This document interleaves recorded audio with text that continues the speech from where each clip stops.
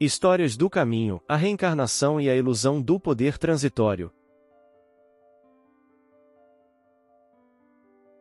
Em busca de redenção, depois de graves desditas no mundo físico, muitas vezes pedimos aos engenheiros do mundo espiritual, que cuidam dos planejamentos reencarnatórios, muitas provas, seja da riqueza com o afã de promover o bem-estar social, seja da beleza para promover a simpatia entre as pessoas, seja da inteligência para dar rumos novos à humanidade.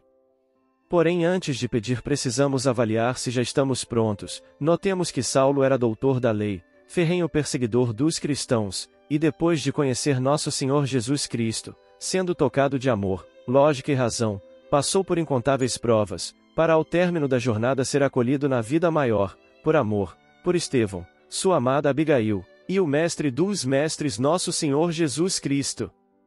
Acerca do Espiritismo.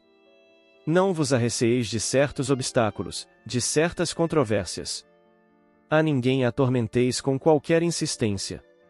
Aos incrédulos, a persuasão não virá, senão pelo vosso desinteresse, senão pela vossa tolerância e pela vossa caridade para com todos, sem exceção. Guardai-vos, sobretudo, de violar a opinião, mesmo por palavras, ou por demonstrações públicas. Quanto mais modestos fordes, tanto mais conseguireis tornar-vos apreciados. Nenhum móvel pessoal vos fará agir e encontrareis nas vossas consciências uma força de atração que só o bem proporciona. Por ordem de Deus, os espíritos trabalham pelo progresso de todos, sem exceção. Fazei o mesmo, vós outros, espíritas. São Luís. Criação. Desconhecemos a origem e o modo de criação dos espíritos, apenas sabemos que eles são criados simples e ignorantes, isto é, sem ciência e sem conhecimento do bem e do mal, porém perfectíveis e com igual aptidão para tudo adquirirem e tudo conhecerem, com o tempo. A princípio, eles se encontram numa espécie de infância, carentes de vontade própria e sem consciência perfeita de sua existência. À medida que o espírito se distancia do ponto de partida, desenvolvem-se-lhe as ideias, como na criança, e, com as ideias, o livre-arbítrio, isto é, a liberdade de fazer ou não fazer, de seguir este ou aquele caminho para seu adiantamento, o que é um dos atributos essenciais do espírito. O objetivo final de todos os espíritos consiste em alcançar a perfeição de que é suscetível a criatura. O resultado dessa perfeição está no gozo da suprema felicidade que lhe é consequente e a que chegam mais ou menos rapidamente, conforme o uso que fazem do livre-arbítrio. Os espíritos são os agentes da potência divina, constituem a força inteligente da natureza e concorrem para a execução dos desígnios do Criador, tendo em vista a manutenção da harmonia geral do universo e das leis imutáveis que regem a criação. Para colaborarem, como agentes da potência divina na obra dos mundos materiais, os espíritos revestem transitoriamente um corpo material. Os espíritos encarnados constituem a humanidade. A alma do homem é um espírito encarnado. A vida espiritual é a vida normal do espírito, é eterna, a vida corporal é transitória e passageira, não é mais do que um instante na eternidade. A encarnação dos espíritos está nas leis da natureza, é necessária ao adiantamento deles e à execução das obras de Deus. Pelo trabalho, que a existência corpórea lhes impõe, eles aperfeiçoam a inteligência e adquirem, cumprindo a lei de Deus, os méritos que os conduzirão à felicidade eterna. Daí resulta que, concorrendo para a obra geral da criação, os espíritos trabalham pelo seu próprio progresso. O aperfeiçoamento do espírito é fruto do seu próprio labor, ele avança na razão da sua maior ou menor atividade ou da sua boa vontade em adquirir as qualidades que lhe falecem. Não podendo o espírito, numa só existência, adquirir todas as qualidades morais e intelectuais que hão de conduzi-lo à meta, ele chega a essa aquisição por meio de uma série de existências, em cada uma das quais dá alguns passos para frente na senda do progresso e se escoima de algumas imperfeições.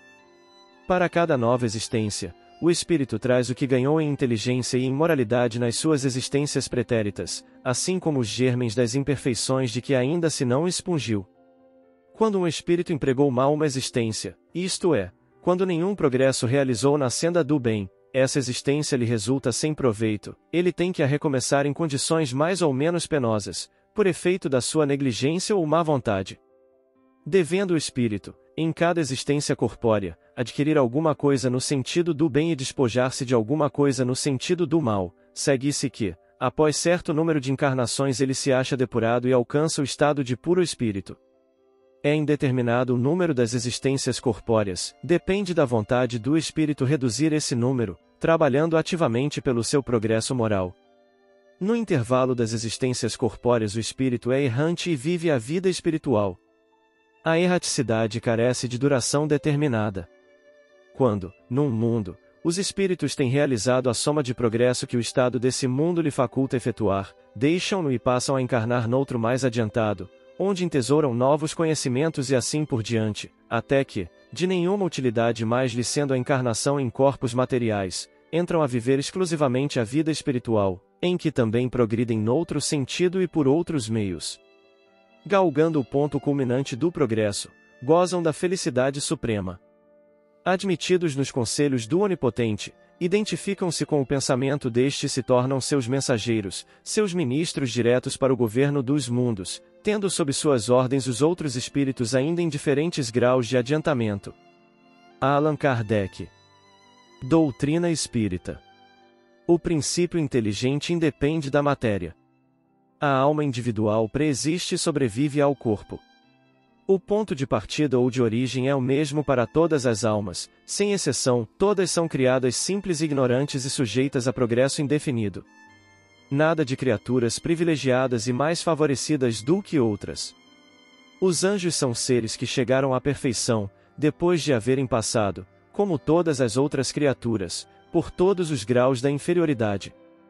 As almas ou espíritos progridem mais ou menos rapidamente, mediante o uso do livre-arbítrio, pelo trabalho e pela boa vontade. A vida espiritual é a vida normal, a vida corpórea é uma fase temporária da vida do espírito, que durante ela se reveste de um envoltório material, de que se despe por ocasião da morte. O espírito progride no estado corporal e no estado espiritual. O estado corpóreo é necessário ao espírito, até que haja galgado um certo grau de perfeição. Ele aí se desenvolve pelo trabalho a que é submetido pelas suas próprias necessidades e adquire conhecimentos práticos especiais. Sendo insuficiente uma só existência corporal para que adquira todas as perfeições, retoma um corpo tantas vezes quantas lhe forem necessárias e de cada vez encarna com o progresso que haja realizado em suas existências precedentes e na vida espiritual. Quando, num mundo, alcança tudo o que aí pode obter, deixa para ir a outros mundos, intelectual e moralmente mais adiantado, cada vez menos materiais, e assim por diante, até a perfeição de que é suscetível a criatura. Allan Kardec. Espiritismo e fé. Na propaganda da fé, é justo que os espíritas ou os médios estejam preocupados em converter aos princípios da doutrina os homens de posição destacada no mundo, como os juízes, os médicos, os professores, os literatos, os políticos, etc. Os espiritistas cristãos devem pensar muito na iluminação de si mesmos, antes de qualquer prurido, no intuito de converter os outros. E, em se tratando dos homens destacados no convencionalismo terrestre, esse cuidado deve ser ainda maior, porquanto há no mundo um conceito soberano de a força para todas as criaturas que se encontram nos embates espirituais para a obtenção dos títulos de progresso. Essa força viverá entre os homens até que as almas humanas se compenetrem da necessidade do reino de Jesus em seu coração, trabalhando por sua realização plena. Os homens do poder temporal, com exceções, muitas vezes aceitam somente os postulados que a força sanciona ou os princípios com que a mesma concorda. Enseguecidos temporariamente pelos véus da vaidade e da fantasia, que a força lhes proporciona, faz-se mister deixá-los em liberdade nas suas experiências. Dia virá em que brilharão na terra os eternos direitos da verdade e do bem, anulando essa força transitória. Ainda aqui, tendes o exemplo do Divino Mestre que, trazendo ao orbe a maior mensagem de amor e vida para todos os tempos, não teve a preocupação de converter ao Evangelho os Pilatos e os Antipas do seu tempo. Além do mais, o Espiritismo, na sua feição de cristianismo redivivo, não deve nutrir a pretensão de disputar um lugar no banquete dos estados do mundo, quando sabe muito bem que a sua missão divina há de cumprir-se junto das almas, nos legítimos fundamentos do reino de Jesus. Emmanuel. Aprendamos com a experiência vivenciada pelo venerando médium, doutor, professor, confrade espírita José Raul Teixeira. José Raul Teixeira conta que certo dia ia a uma conferência numa cidade importante do Brasil e, ao dirigir-se para almoçar num restaurante com os seus anfitriões, enquanto esperavam que o semáforo abrisse para atravessar em larga avenida, ele via uma mulher andrajosa ali ao lado, no caixote do lixo a procurar comida e a separar o lixo mais limpo do mais sujo. Tal cena causou-lhe tamanha impressão, que perdeu a vontade de almoçar, embora a necessidade de o fazer. Enquanto tentava se recompor mentalmente, já no restaurante, pensando naquele ser que nada tinha, e ele ali num restaurante com os seus amigos, apareceu-lhe, através do fenômeno da vidência espiritual, um espírito amigo que o acompanha na sua tarefa doutrinária, que o acalmou, referindo que mesmo que ele, o espírito benfeitor e amigo, fosse dar comida àquela senhora, ela recusaria.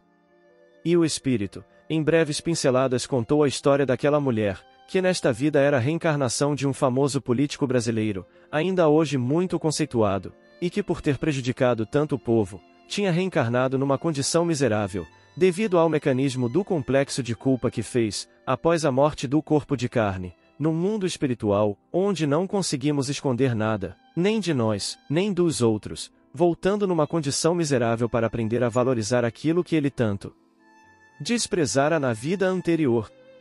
As dificuldades financeiras do próximo. Curiosamente, o nome desse famoso político estava fixado nesse local, dando nome à avenida, e essa mulher, por um mecanismo de fixação inconsciente, não largava aquele local onde outrora lhe prestaram grandes homenagens. Não era um castigo divino, mas sim uma decorrência da lei de causa e efeito, onde cada um colhe de acordo com os seus atos, pensamentos e sentimentos. A semeadura é livre, mas a colheita obrigatória. Observemos a frase do venerando apóstolo do amor e da mediunidade, Francisco Cândido Xavier. Devemos orar pelos políticos, pelos administradores da vida pública. A tentação do poder é muito grande. Eu não gostaria de estar no lugar de nenhum deles. A omissão de quem pode não auxilia o povo é comparável a um crime que se pratica contra a comunidade inteira.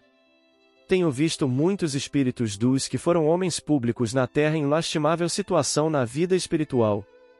O espírito do espiritismo. Consciência individual, eis o oráculo do bom senso ante a justiça inseduzível de Deus. Não nos satisfaça atender simplesmente aos nossos deveres, porém, que abracemos espontaneamente a obrigação de cumpri-los com êxito. Não descreias de tua força interior. Não te sintas incapaz, porque tanto estás habilitado a fazer o mal quanto o bem, lembrando que a chama da vela tanto pode estar aquecendo e iluminando, quanto incendiando e destruindo.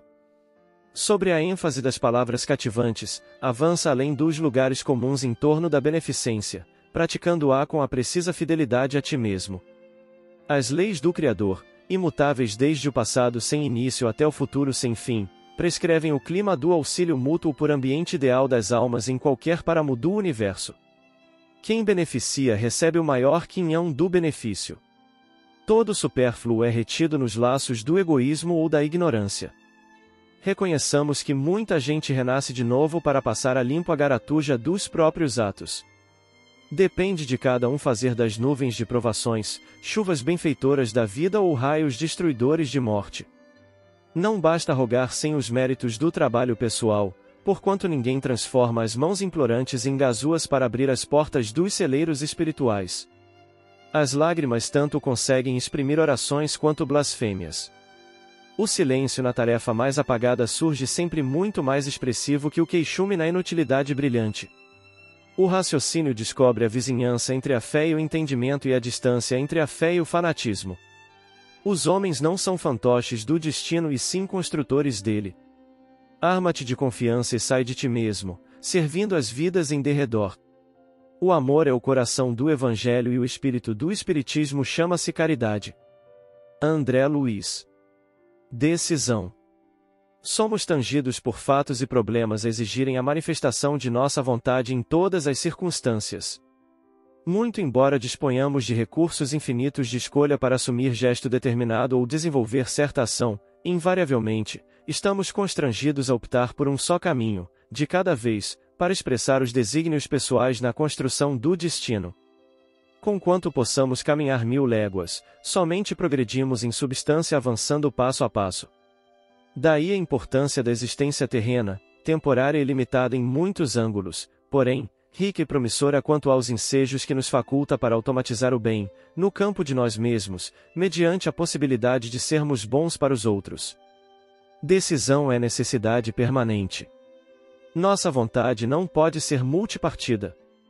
Ideia, verbo e atitude exprimem resoluções de nossas almas, a frutificarem bênçãos de alegria ou lições de reajuste no próprio íntimo. Vacilação é sintoma de fraqueza moral, tanto quanto desânimo é sinal de doença. Certeza no bem denuncia a felicidade real e confiança de hoje indica a serenidade futura. Progresso é fruto de escolha. Não há nobre desincumbência com flexibilidade de intenção. Afora tu mesmo, ninguém te decide o destino. Se a eventualidade da sementeira é infinita, a fatalidade da colheita é inalienável. Guardas contigo tesouros de experiências acumulados em milênios de luta que podem crescer, aqui e agora, a critério do teu alvitre. Recorda que o berço de teu espírito fulge longe da existência terrestre. O objetivo da perfeição é a inevitável bênção de Deus e a perenidade da vida constitui o prazo de nosso burilamento. Entretanto, o minuto que vives é o veículo da oportunidade para a seleção de valores, obedecendo ao horário certo e revelando condições próprias, no ilimitado caminho da evolução. André Luiz. Comentários finais. Caridade. Use o tostão que sobra.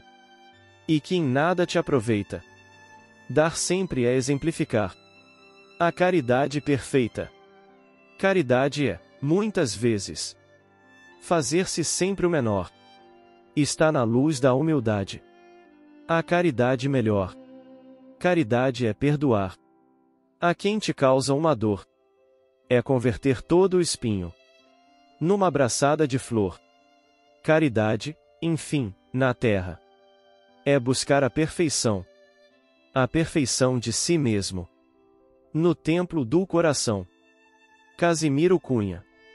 Nas estradas da vida na Terra, todos nós jornadeamos em busca de paz. O fato inconteste é que estamos todos em evolução, e haverá um momento da nossa humanidade em que todos nós seremos luz. Quando isso acontecer é porque todos estaremos com Jesus.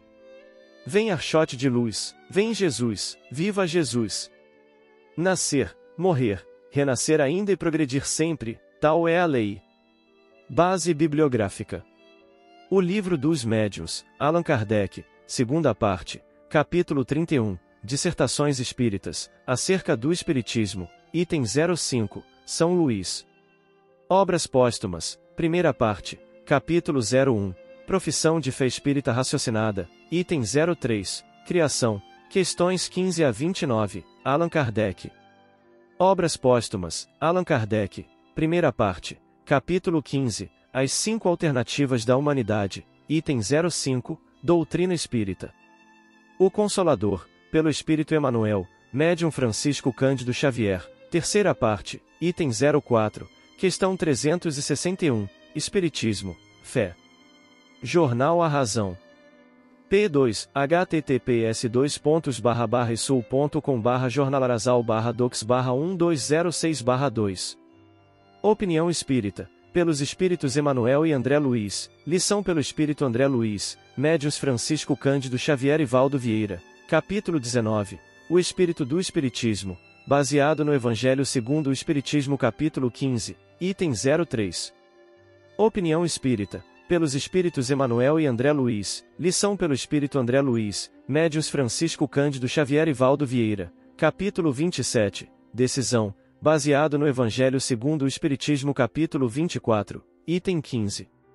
Chico Xavier, Mandato de Amor, autores diversos, segunda parte, pelo Espírito Casemiro Cunha, Médium Francisco Cândido Xavier, capítulo 13, Caridade.